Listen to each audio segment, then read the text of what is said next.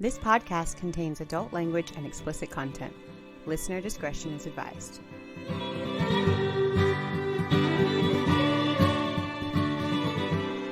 Hi, I'm Grant. And I'm Erica. And this is From Crime to Crime.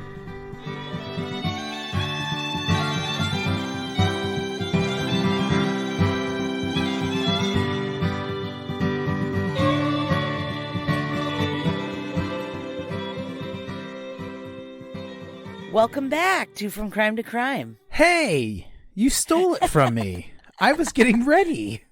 I know you always take forever, so I was like, oh, I'll just do it. I'm kind of feisty tonight. Oh my gosh, I don't know how now I'm all flustered. I know how you feel. Go ahead. Oh, it's not going to feel right, but welcome back to From Crime to Crime. See, I don't have it. This is it. Just start. I can't hang it. Sorry, bro. I didn't mean to mess you up. No, it's fine. It's fine. Tell everybody what we're doing. This is your episode. Come on, bring it in. Oh, man. You can bring it in the middle of the out. I'm just here for... Oh. All right, stop. Sorry. All right, now that we got our giggle fest in. Yeah, we're going to have to edit like a minute of that. Well, by the time everybody hears this, I will have already edited a bunch of that out. Sometimes you say that and it ends up in the episode. Well, because sometimes I don't know where to cut it to make it sound right. Sometimes I hear things like as it's playing from Apple and I'm like, wait a minute. Talk about cutting that. I guess we changed our minds. Well, when you learn how to edit, you can cut lots of things. I know how to watch the YouTube. Yeah. All right. So you ready to get into this episode tonight? It's not going to be a super long one, but it's pretty interesting. Yeah, let's do it. I like these ones where you tell me and I get to listen and pay attention to you. Yeah, I think it works better for you because sometimes when there's too much things going on, you're like, I don't know. I don't know the word. ADHD is the word. Yeah. All over the place. Yeah. Not paying you're attention. kind of scattery. Yeah, exactly. No, I know. Trust me. I'm sorry for you. All right. Tonight's episode starts in the spring of 2005 with a 46-year-old guy named Thomas Montgomery. Thomas is a normal guy. He lives outside of Buffalo, New York. He works at the Dynabrade factory, which is where they make parts for power tools, I guess. Thank you for explaining, because I was going to ask. Yeah, it's kind of boring. It's just like a normal factory job. Where is this again? Have we? Buffalo, New York. Oh, yeah, Buffalo, New York. Okay. All right. Factory job in Buffalo. Okay. Okay. So he's married to his wife, Cindy, for a long time, since the 80s. And she was a nurse, and they had 2 teenage daughters. So, normal guy, right? Mm-hmm. He taught Sunday school. He was really active in his daughter's sports programs and things like that. But he started to get pretty bored in his life, and especially in his marriage, which was kind of falling apart. And it turns out he was also impotent, which is probably a solid factor why his marriage was falling apart. That's a real issue. Yep. So instead of dealing with that like an adult, he decided to just live this fantasy life. And he got really into like online gaming and chat rooms and stuff. Like Dungeons and Dragons and World of Warcraft stuff? Well, even better. He got really into a website called Pogo. You could play like blackjack and poker and all kinds of other little games, which is really funny because my boss, she plays Pogo all the time at work. It really makes me giggle. Oh, really? Is it actual money that they're gambling? No. Oh, okay. Nope. It's just games. Okay. Just games. Okay. She plays like matching games and stuff, but apparently they have blackjack and poker and all kinds of games. So he's in Pogo playing under the username Marine Sniper. Is he a Marine or a former Marine? Well, he was a Marine for 6 years in his early 20s, but he was in no way, shape, or form a sniper. And he never saw combat at all. Okay, cool. It's a little bit of an exaggeration, but he was a Marine. So, right. But like I said, this is a fantasy life he's living on the internet. So we're going to let him have that one. Okay. Fair enough. So apparently Pogo has like a chat function where you can kind of like chat with people you're playing with. Right. He's in this blackjack game room and he starts messaging with a user named Tall Hot Blonde. Let's just make a fake username. Tall Hot Blonde. Yep, that's it. Yeah. Like that sounds like the fake username that you would have. Yeah. Yeah. He's Marine Sniper. He's chatting with this Tall Hot Blonde.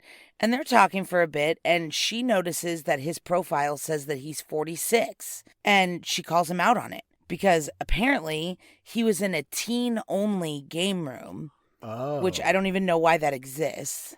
Well, teen only. I mean, I can understand why a teen only would exist to keep people who are 46 out in of a blackjack room. Why are teenagers playing blackjack? Oh, that's right. I kept thinking of I keep thinking he's in the World of Warcraft because that's what makes sense. I know. But, yeah, it would make sense. All right. Aside from those obvious red flags, and instead of saying like, "Oops, bye," naturally he makes up a story. He tells her that his name is Tommy, and he's 19.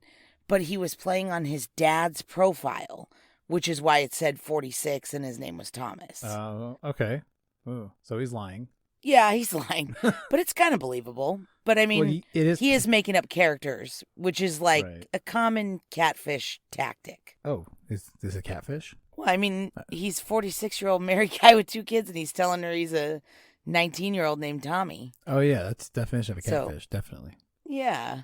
So they hit it off right away. Tall Hot Blonde is an 18-year-old who is tall, hot, and blonde from West Virginia named Jessie. West Virginia, Mountain Mama, take me home, country road. All right. Yeah. It's not as good without Andy's banjo either. Oh, well, I have a didgeridoo. Yeah.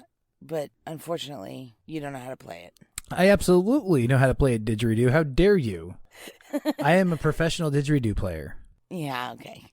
So Jessie's an athlete and popular, and she's just about to graduate high school, and she's trying to pick her college and start her life.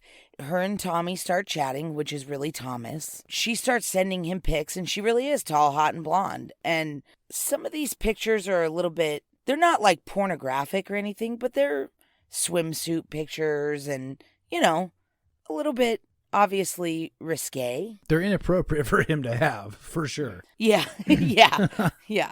Now she wants pics of Tommy. So Thomas panics and he sends her his military photo from, you know, like when they take their military photos in their dress blues from like almost 30 years before. Oh, wow. But somehow this girl falls for it. What? Obviously, that's going to show the picture quality from 30 years prior. You would think. Oh, my God. The one thing that I was thinking is 2005 and they're chatting like on an online game room. Like, you probably have to like upload a picture and scan it in. Like, maybe she just thought it was like a bad scan or something. I don't know. But she falls for it. Okay. All right. I can buy that. They're starting to get pretty hot and heavy. Hot and heavy. And over the next... Hot and heavy. Over the next few months... they start to like connect emotionally. You know, they're talking every day for months and he tells her weird things like his mom died and he's never been able to get close to anybody since and he doesn't let anybody in except her. This is all bullshit. Oh, his mom's not dead? No. And he's obviously married, so. Yeah. Yeah. So this relationship is really everything for him. He is like full on in this fantasy world. He even tells like his coworkers that he has a girlfriend. He doesn't tell his wife though. That's pretty under wraps. This is strange. This is strange already. It is strange, but Jessie sends him pics of herself and even like kind of risque videos, like almost like up the skirt videos. It's kind of weird. Yeah. And their chats are pretty cringy. You know, obviously they didn't think anybody would ever read them, but now they're available for the internet to read. Oh, man. Do they have to read them out in court? Is there a court thing that goes into this? Am I too early? Because those are always so uncomfortable when people have to read their, like, sexual history in front of other people. Oh, it's so uncomfortable. Even for me, and I love the uncomfortable part of it, but even for me, it's like, oh, man, this has to be so uncomfortable for those people. Yeah. Well, we'll get to that. That's not quite yet. But He tells her that he can't meet her because he's off in boot camp, and then he can't meet her because he gets shipped out to Iraq. And then while he's deployed, he, starts to kind of like be weird, and he lets her communicate with his dad, who's relaying messages between them. And this is when he proposes to her when he's in Iraq. And Oh my gosh. I don't know. Yeah, it gets pretty intense, but he like really does start to feel guilty a little bit. So he pops And- in as Tommy, and then he'll pop in as Thomas, the dad? Yeah, his dad. Yeah. Oh, wow. How bizarre. He's like acting like he's relaying messages from Tommy. Because when you're in boot camp or even overseas, it's not like you can make endless phone calls. So you maybe call your mom, and then your mom will tell your other family members what you want to say, Yeah, okay. So he's like relaying messages from Tommy to her. It's really awkward. It is awkward because they're just lies that he's telling her Yeah, from exactly. like a different account or a different number. I don't know. Did he have like a burner phone for this? Like, there's a lot going on here. I don't know, because most of the transcripts from their conversations have their username. So it feels like they spent a lot of time on Pogo. So you think they just never took it off of Pogo? Oh, no, we'll get there. Oh, okay. It gets off Pogo. So he starts to feel a little bit guilty while he's in Iraq. And he even thinks about like telling her that he died in Iraq to like cut it off. I'm like, okay, this is getting out of hand quickly, but he can't do it. But they've never met. Like, Right. I mean, what's the harm? Really? Yeah. Like, I don't know. But like, he can't do it. He was addicted to her and this relationship, even to the point where he's kind of like getting a little off with things like in his real life. And we even find out later, the police find a letter in his work locker. I'm going to read it to you because it's kind of like shows you where mentally his mindset is. Great. I'm looking forward to it. Hopefully it's up there. Is this like a sexy thing? No. Okay. It says, on January 2nd, 2006, Tom Montgomery, 46 years old, ceases to exist and is replaced by an 18-year-old battle-scarred Marine. He is moving to West Virginia to be with the love of his life. What the hell is going on? He's losing it. By the way, my friend Tom, also January 2nd. That's his birthday. Oh, nice. Happy birthday, Tom. Yep. Well, not yet, but in January, Tom. Yeah. Well, you know what I meant. So he's losing touch with reality, this guy. Obviously, if he's writing himself letters like he's going to cease to exist so that he could be reborn into a 19-year-old Marine, it's like, that's not real life.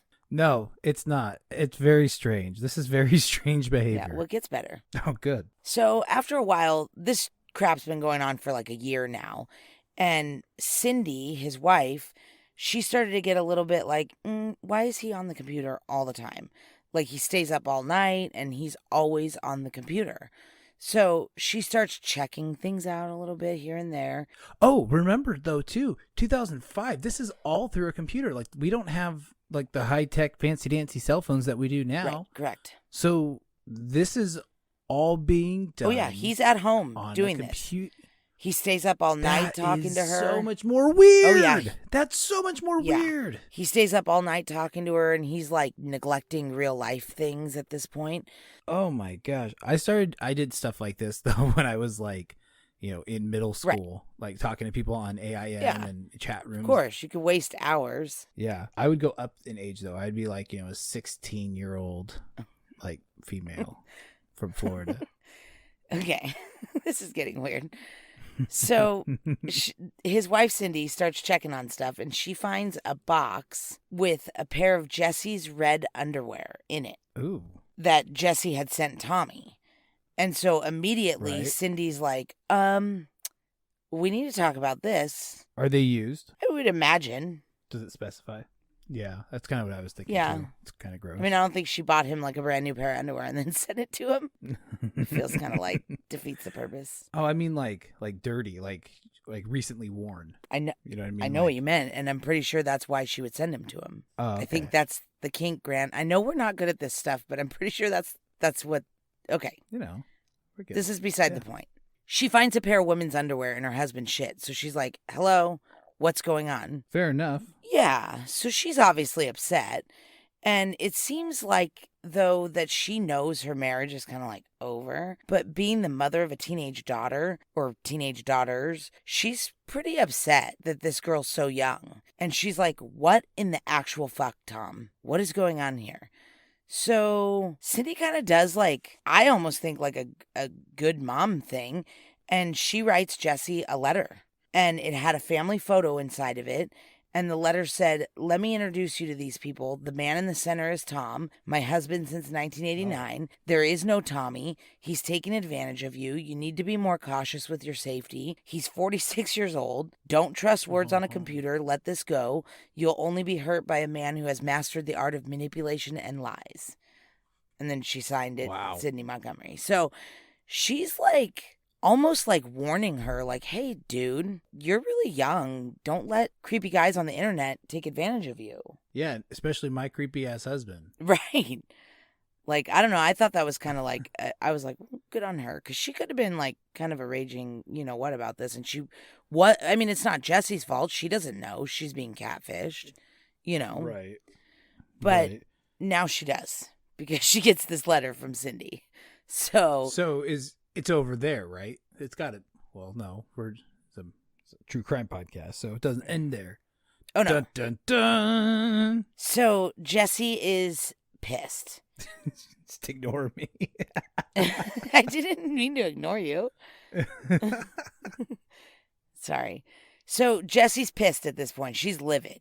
She gets this letter. She knows the truth, And at first, Thomas almost seemed like relieved, like the lies were over.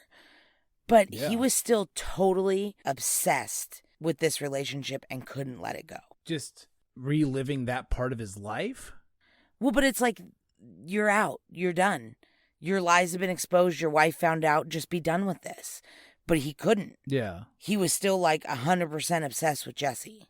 So Jesse does like a real super teenage thing to do when she finds out that Thomas was catfishing her. And she starts chatting with another guy in the Pogo chat room that she knew Thomas worked with in real life. So... Whoa, what? Yeah. So she doesn't care that he's 46 with a family. No, she does. She starts chatting with another guy in the Pogo chat room that she knew that Thomas worked with in real life. So she's flirting with Thomas's friends, knowing that they know him. Oh, I thought it was still to get intel and like keep No. him. No. She's trying to piss him off. Gotcha. Which, that's what you do. You go after their friends. Easy. That makes sense. That's a very teenage thing to do. This guy that she started flirting with in these online chat rooms was actually 22. He was way closer to her age. Good-looking kid named Brian Barrett. And he did work with Thomas in real life. And it started out simple enough where she was like asking him, like, is he really 46? Is he really married? Stuff like that. And obviously that Brian guy was like, yeah, of course. He's Thomas. The whole office in on this website? Like, this is... I don't know. What's going on? Yeah, I don't know. That caught me off guard too. Maybe Pogo was really popular in 2005. I don't remember it, except with Kim, so... I know for sure MySpace was popular in 2005. That's going to come up here in a minute. Oh, nice. What's up? Is this Tom from MySpace? No. Oh, man. So, what a story that would have been. Yeah. So Jesse starts chatting with Brian Barrett, and his username is Beefcake, which is quite cute. So we got Beefcake and Hot Tall Blonde, huh? Yep. So like I said, he actually is her age, and they're getting along, and they start chatting, but Jesse really is like throwing it in Tom's face. Like they chat publicly on the forums and stuff like that, and they start to get pretty hot and heavy. Hot and heavy. Yeah. So after a while, Brian and Jesse are like an official item. Like they are dating now. So she finds out this 46-year-old guy is catfishing her, so she starts dating his 22-year-old friend. Makes sense. Yeah. So they kind of, at this point, Thomas and Brian are having like a little bit of a rivalry because Thomas can't let this go. Even though he was the one that lied to her and all this stuff, he can't let it go that now she's dating his coworker and all that stuff. So it's really getting kind of messy. And the drama and stuff, they're getting him kicked out of the teen chat rooms, which is probably a good thing. He shouldn't be in there. Yeah. Yeah. Well, what is this 22-year-old doing in the teen chat room? What's going on with this? There's no Yeah. policing going on. No. So, but they like tell people on the forum that he's creepy and a pedophile, and it starts to get really messy. This guy he works with every day Yes. is telling other people he's a creep and then has to Yes. go work with him in person. Yes. Okay. It's even like starting to go around his work at this point because they haven't like let it go. Like Brian and Jesse are having these like hot and heavy chats, and then they're printing them out and leaving them on Thomas's toolbox at work. It's like, Oh my God. yeah, it's getting kind of embarrassing for Thomas, because he how really for should. Thomas, this is embarrassing for everybody involved. Well, that's true, but he really shouldn't be involved in this drama at all because he's a 46-year-old kidding. married man with 2 kids that teaches Sunday school. Yeah, fair enough. You're right. Yeah, so print out that chat and leave it on his chair. That'll Yeah. get him. Yep. You have to sit there and read it. Like, you don't have to read it. yeah, but other people read it was the point. Oh, So he's starting man. to lose it at this point because he's getting embarrassed at work. He's really pissed because he's still totally in love with Jesse. Like, this is getting kind of out of control, right? And he starts sending messages to Jesse like Brian's going to pay in blood and, kind of like threatening, sketchy stuff. yeah. So Brian at one point is going to go to West Virginia and meet Jesse. And she kind of chickens out and tells him he can't come because their conversations have been really hot and heavy and like sexually charged. And apparently she's a virgin and isn't ready and blah, blah, blah, blah, blah. So. Oh, is she catfishing him? Is No. this a reverse catfish? No. Oh. So Brian is over this. He's like 22 and actually a normal guy and is like, this is too much fucking drama. He seems like a normal guy. He's tired of her like always trying to piss off Thomas and, she's not really focusing on their relationship. She's focusing on making Thomas mad. So he breaks things off with her and he's just like, I'm done with this shit. This is too much. Sure. So when that happens, everything should be over. Thomas catfished Jesse. Jesse and Brian dated for a while. They broke up. Like, this is all done, right? Right, it's done. Wrong. Jesse starts talking to Thomas again. Knowing that he's a 46-year-old married man, Oh, jeez. she just like can't let it go either. How old is she again? She's 18, right? Yeah. Okay. So I'm going to read you a little text exchange, and this is one of the only ones I'm going to read because they're pretty awkward. And if you want to look them up and read them, they're pretty funny, but I'm only going to read a couple of them because I'm not going to say most of the stuff that they say out loud. Because they're hot and heavy. Why do you love that term so much? You have been saying it, and I've been listening to it. Okay. So this is an example of one of their little exchanges after she already knows that he is Thomas. They've already broken up and she dated Brian and the whole thing.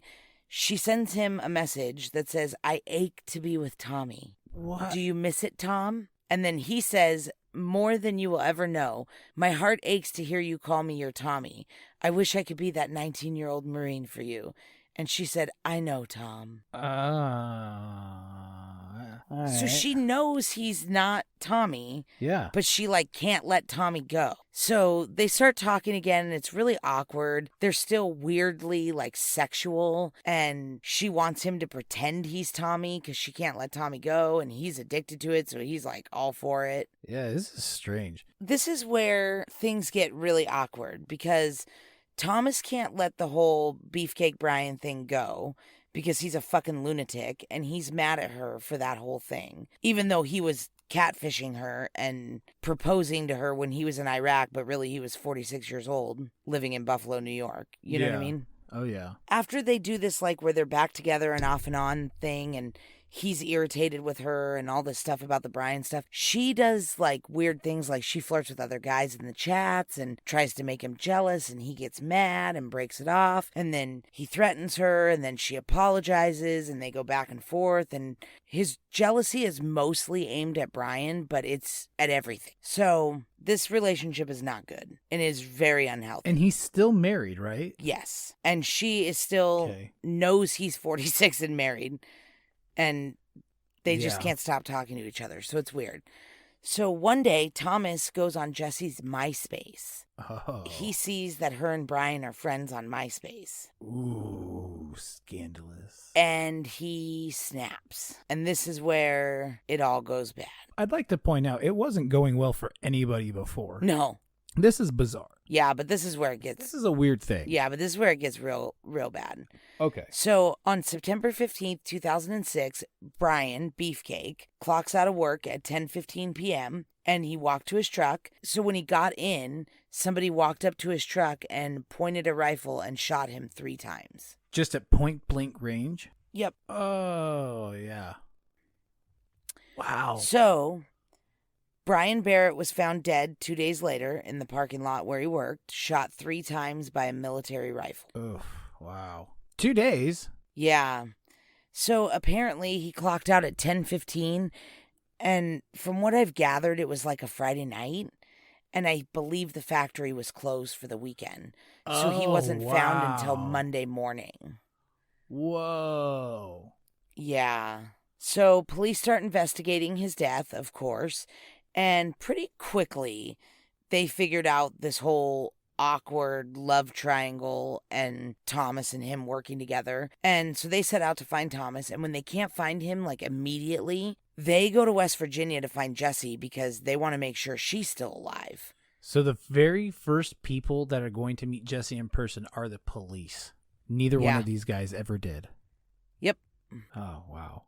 The cops knock on her door, and Jessie's mom, Mary Schuyler, answered the door, and they were like, "Hey, where's Jessie?" And she was like, "Oh my God, I don't know. Why?" And the cops tell her the whole story, and they're questioning her, and they're like, "We need to find Jessie right now. We need to make sure she's alive." And she was communicating with the cops back and forth, and they start questioning her. And pretty quickly, she folds like some bad origami. She just broke down and started crying. It turns out 45-year-old Mary Schuyler was Jessie. It was a reverse catfish. Yep. So she was catfishing both of these guys the whole time. What in the Yeah. hell? Yep. She was catfishing both of these guys at the same time, and however many other guys on the internet, and one of them killed the other one. Oh, wow. And she had no idea Well, that was going to go on. Wow. yeah. So the only person who wasn't lying in all of this was Brian, and he ended up dead. Yep. Whoa. Yeah. Wow, that was a whole lot of twists and turns and back and forths. Oh, it's not done. It's not done? No. So Oh. the pictures that she used for Jessie. Oh, I was thinking about that, but then I was like, well, you can get Yeah. any kind of pictures of young girls off the internet wherever. Well, you would think, except that she decided to use pictures of her actual daughter. Oh, she had an actual daughter. Yes, named Jessie, who was 18. No way. Mm-hmm. So she used pictures of her own daughter. Oh, wow. Yeah. And she even took some of these without her permission, and all of them were shared without her permission 'cause she didn't know her mom was using her pictures.